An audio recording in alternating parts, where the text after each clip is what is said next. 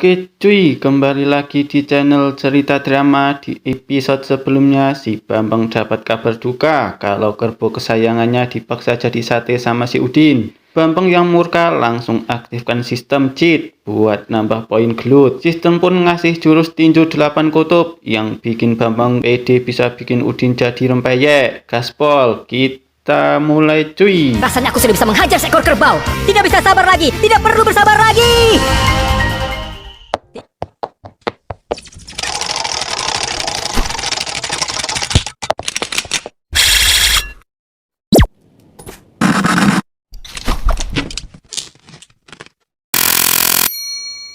Sementara itu di markas sebelah, si Udin sama bosnya Rudi lagi asik pesta sate kerbau tanpa dosa.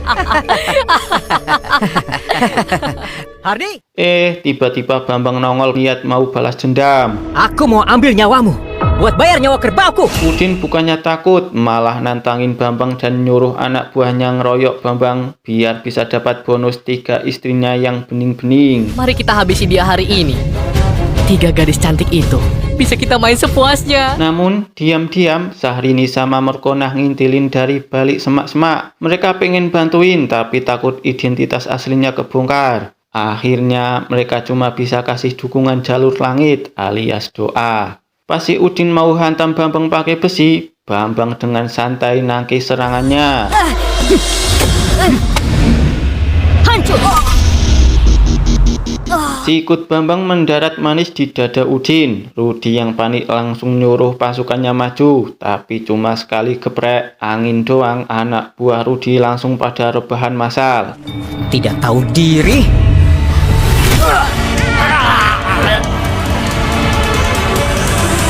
Bambang pun mau ngancam Rudi, si komandan pemuda Pancasila itu. Tapi si Udin masih sombong. Dia pikir Bambang saking miskinnya nggak bakal mampu beli kertas buat beli surat tuntutan. Bambang gak hilang akal. Dia bohong kalau warga sekampung lagi OTW ke situ. Rudi pun kabur terbirit-birit karena takut kena hukum massa. Kerbau tua, tuanmu cuma bisa bantu balas dendam sampai sini saja. Setelah para penjahat kabur, Markona sama Syahrini keluar dari persembunyiannya. Bukannya buru-buru pulang, Bambang malah ngajak mereka makan sate gratis sisa si Udin. Bambang ngaku kalau warga sekampung itu cuma gertakan sambal doang. Kecerdikan Bambang ini bikin Markona makin klepek-klepek dan poin lopenya naik drastis. Kalau Syahrini, dia mah tetap fokus makan. Poin lopenya setak gara-gara perutnya lebih dominan daripada hati.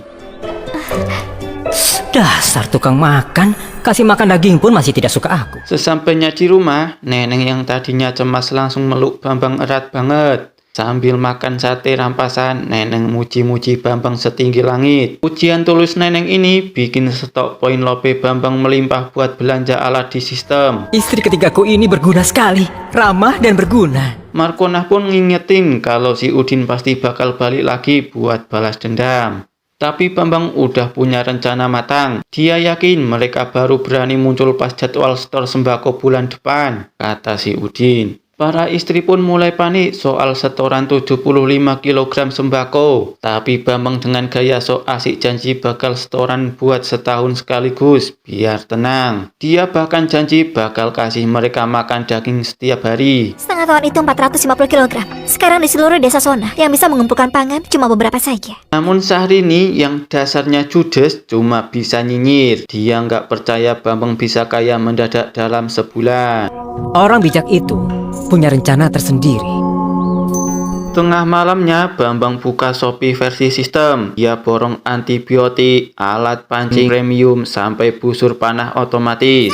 Tuan dapat 20 dosis antibiotik kuat, 10 tongkat pancing premium, 5 busur panah kompon semi otomatis, inframerah. Dia juga nggak lupa, dia upgrade skill bela dirinya jadi poin 78. Sekarang Bambang resmi jadi karakter overpower di kampungnya. Keesokan harinya, Bambang ngajak bini-bininya mancing. Ada dua emak-emak julid yang ledek Bambang pengangguran tapi berani punya istri 3. Selain itu, emak-emak bahkan nantang kalau Bambang dapat ikan, dia mau bobo bareng. Kalau hari ini kamu bisa tangkap 1 ekor ikan, aku temani kamu tidur nanti malam. Bambang pun langsung nolak mentah-mentah. Bambang ganti taruhannya. Kalau dapat ikan, si emak harus kerja di sawah Bambang sebulan. Sepakat. Kalau tidak dapat, 1 bulan mendatang, suruh 3 istrimu cuci baju kami. Begitu alat pancing ajaib Bambang masuk air, ikan-ikan langsung pada pasrah pengen digoreng. Si emak-emak kaget sampai mau ngerubah aturan, tapi Bambang gak peduli dan malah borong 50 kilo ikan sekaligus. Arsa bisa kumpulkan 450 kilo pangan. Iya kan? Istri-istri Bambang pun makin bangga. Bahkan Syahrini memuji suaminya itu lebih ganteng dari Kim Jong Un. Sayang. Iya.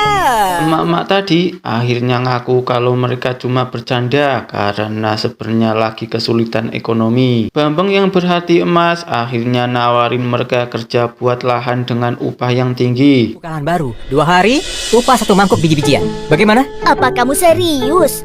Singkat cerita, Bambang ngumpulin warga buat kerja bareng. Dia nyuruh Neneng sama Pak Kasno buat nuker ikan sama biji-bijian.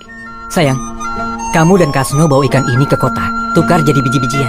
Pas warga ragu bisa nanam pas musim kemarau, Bambang ngeluarin sejuta rahasia, yaitu kentang super. Dia ngejelasin kalau ini kentang bukan sembarang kentang. Dia bisa tumbuh cepat tanpa butuh banyak air. Warga pun makin percaya kalau Bambang cocok jadi kades masa depan. Asal kalian ikuti perintahku, dijamin kalian akan dapatkan pangan yang cukup. Sementara yang lain sibuk nanem, Markona ngerasa gabut. Bambang akhirnya kasih dia tugas khusus, berburu ke gunung pakai panah otomatis dari sistem. Bambang pun ngajarin cara makainya dengan penuh adegan romantis. Tangan kiri. Istriku wangi sekali. Otot tubuhnya sangat lentur. Aku suka. Pas Bambang udah monyong mau minta hadiah, Mang Kasno datang rusak suasana. Tapi beritanya gawat, Neneng diculik sama si Udin. Jangan gini. Jangan begini. Mendengar hal itu, Bambang murka tingkat dewa. Dia mau langsung nyerbu, tapi Syahrini nahan karena takut itu jebakan Batman. Tidak boleh pergi. Mereka pasti sudah ada rencana. Tapi melihat tekad Bambang yang tulus, Markona malah terharu dan poin lopenya naik drastis. Masalahnya, si Udin ini punya backingan kuat, yaitu ayah angkatnya yang menjabat wakil bupati. Tapi Bambang dapat info kalau istri bupati lagi sakit aneh yang gak sembuh-sembuh. Bambang pun dapat ide licik nan cerdas. Baguslah, Lesti bisa diselamatkan. Kamu bilang apa? Aku ada cara. Bambang minta dipertemukan sama Pak Yanto yang kerja di rumah bupati. Yanto awalnya nggak percaya, Bambang kan cuma kutu buku, mana bisa ngobatin. Tapi Bambang berani taruhan kepala kalau dia gagal. Aku ulang perkataanku. Kalau tidak bisa disembuhkan, maka aku akan serahkan kepalaku. Istri-istri Bambang dan Mang Kasno juga ikutan taruhan kepala, saking percayanya. Akhirnya Yanto luluh dan bawa Bambang ketemu bupati yang namanya Pak Jaka. Namun Pak Jaka pun pesimis lihat muka Bambang yang gak ada potongan tabibnya. Tapi Bambang yang ngibul bilang kalau leluhurnya itu spesialis penyakit aneh. Padahal Pak Jaka udah pasrah karena istrinya divonis bakal mati hari ini. Bambang pun tetap nekat memohon dikasih 1 kesempatan terakhir dengan taruhan nyawa. Baik. Kalau begitu ikut aku. Begitu masuk kamar, istri bupati udah sekarat. Bambang pun langsung kontak sistem buat minta dosis antibiotik sama adrenalin paling paten. Sistem, keluarkan adrenalin yang kuat dan antibiotik kuat. Pas ditanya Pak Jaka soal biaya, Bambang malah akting sedih, bilang kalau ngobatin ini bakal ngurangi jatah umurnya 10 tahun. Pak Jaka pun makin terharu, padahal itu cuma akal-akalan Bambang biar dapat bayaran gede. Jangankan 10 tahun, 20 atau 30 tahun pun tidak masalah. Bambang keluarin suntikan yang gedenya minta ampun. Pak Jaka kaget, tapi Bambang ngibul lagi, bilang itu jarum penarik roh warisan keluarga. Ini jarum penarik roh warisan keluargaku. 2 suntikan dijamin bisa sembuhkan penyakitnya. Cuma dalam sekejap, istrinya langsung sehat walafiat. Pak Jaka pun senangnya minta ampun, dan Yanto juga kegirangan karena ngerasa bakal kecipratan hadiah. Arsa beneran sembuhkan istrinya. Berarti aku berjasa juga. Bisa dapat hadiah dari Tuhan. Bambang pun langsung pakai kesempatan ini buat minta tolong nyelamatin Neneng dari penjara si Udin. Pak Jaka pun ngamuk ketika tahu bawahannya culas gitu. Mohon Tuan, tolong bantu aku. Pas digrebek, ternyata si Udin lagi mau macem-macem ke Neneng. Untungnya Bambang datang tepat waktu. Hei bajingan, mati saja kau. Si Udin pun langsung diikat. Namun dia masih sombong, pikir Pak Jaka nggak bakal berani hukum dia. Tapi Pak Jaka langsung nyuruh jeblosin ke penjara. Bambang ngerasa penjara doang terlalu enteng. Dia minta waktu 30 menit untuk beresin si Udin. Mau ajar aku, Pak. Kurang ajar sama istriku, membunuh kerbauku, dan masih mau menghabisi aku ya. Akhirnya si Bambang pun menghajar Udin sampai babak belur. Terakhir, Bambang ambil besi panas terus ditempelin ke burung si Udin sebagai balas dendam buat kerbau dan Neneng. Kamu mau buat apa? Jangan sembarangan ya. Berani pukul aku, Tuan Jaka pasti akan menghukummu. Tuan Arsa, jangan. Setelah kelar urusannya, Bambang nginep di rumah Yanto. Markona sama Syahrini makin kagum sama Bambang yang ternyata edan dan juga kuat banget. Poin kesukaan naik dari 32 ke 40. Dapat poin kesukaan lagi. Poin lope mereka pun naik semua. Neneng bahkan janji mau kasih barang berharga sebagai balas budi. Malamnya, Bambang ngajak bobok bareng di satu kasur. Tapi Syahrini tetap jual mahal dan nolak. Dia mandul ya. Setiap kali buat orang tidak senang.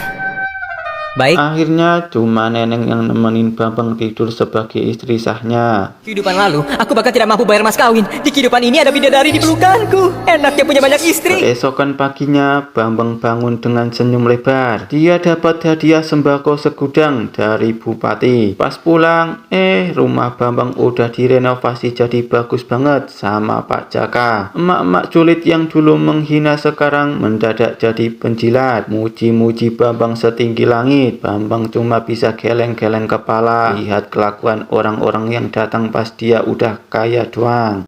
Kita. Dulu pemilik tubuh ini tidak berani angkat kepala di desa. Sekarang sudah berjaya, semuanya berlomba-lomba menci. Petualangan Bambang masih panjang cuy. Jangan lupa like dan subscribe biar kita lanjut sampai tamat. Ambil baiknya bukan buruknya. Dan jangan lupa bahagia. Kalau nggak bahagia mungkin kamu lupa caranya bersyukur.